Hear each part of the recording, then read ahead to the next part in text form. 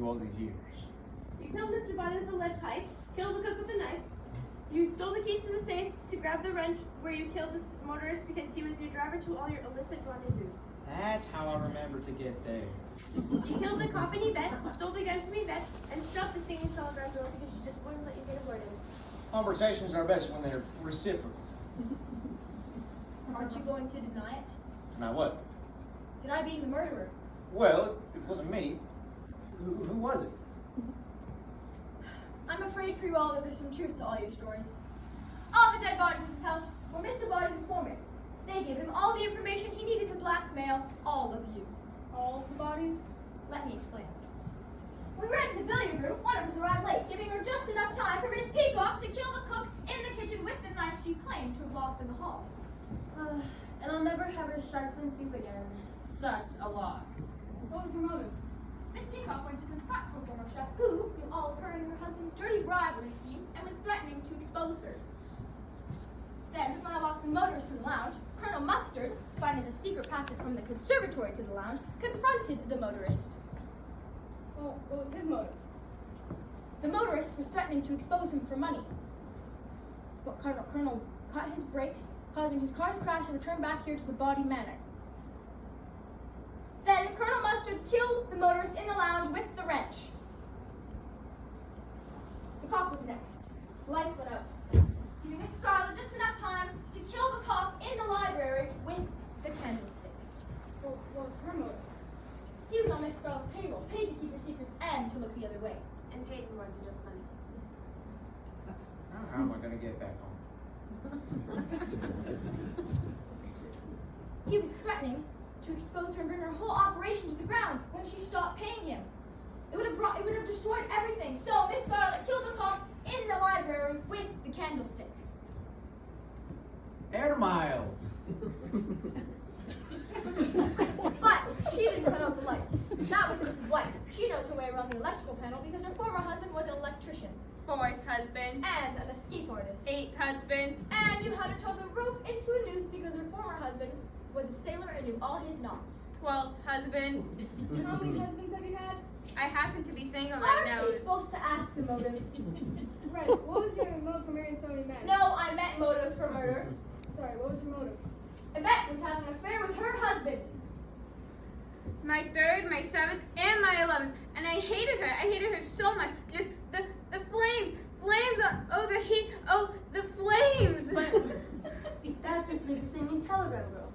What does she have to do with any of this? What could be the motive to kill her? That poor, innocent woman took that humiliating job after Professor Plum stopped paying to keep quiet about the affair they were having. Never have to pay for a woman, huh? She is why he had to stop practicing medicine and was forced to work for the United Nations. If anyone ever found out, all credibility and small bribes from diplomats would be lost by... You know who. When Yvette shut the lounge door, she handed you the gun. You've had it all along. When the door opened, you saw her and instantly recognized her, and saw your chance to stop her singing forever. In the chaos of the dark, Professor Plum shot the singing telegram girl in the hall with the revolver. But that's only 5. Who did we miss? Mr. Body. But you're the only one of us left. But it wasn't me, it was the butler. Seriously? That. We've been over this. Only he is not a butler. The real butler was instructed to play the role of his master this evening. Mr. Body stands in front of us in disguise. Mrs. Peacock's a man? Wadsworth, or shall I call you Mr. Robert Body? Please, we're all friends here. Tell me, Bobby. What is your plan to create all this chaos this evening? Not only would you have all the information from your informants, but you would have murder charges to increase your blackmail. But when your own butler threatened to go to the police and expose you... Please, there are ladies present. That's when you saw your chance to kill the butler in the ballroom with the lead pipe. We've got a ballroom in here? Just on the other side of the 4th wall. Okay. I want to thank all of you for killing off my network of informants, and I would have gotten away with it too, Mr. Green. Yes, you would have, but I'm not Mr. Green. Larry Goodman, FBI. The real Mr. Green came to our bureau, came to the bureau with a letter like all of you. But apparently I'm a dead ringer for it, Mr. Recruit.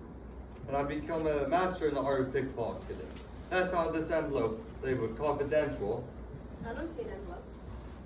Of course you don't. I'm that good. And in that envelope contains all the information on you. But it's an FBI file on Mr. Body, which is an interesting one.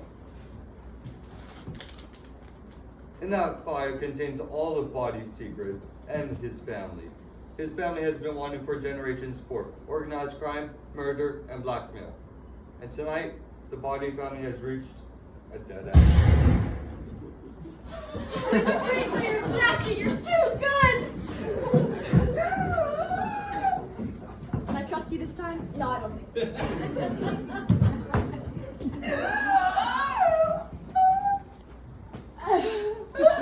Save me! Take these criminals away and get forensics in here.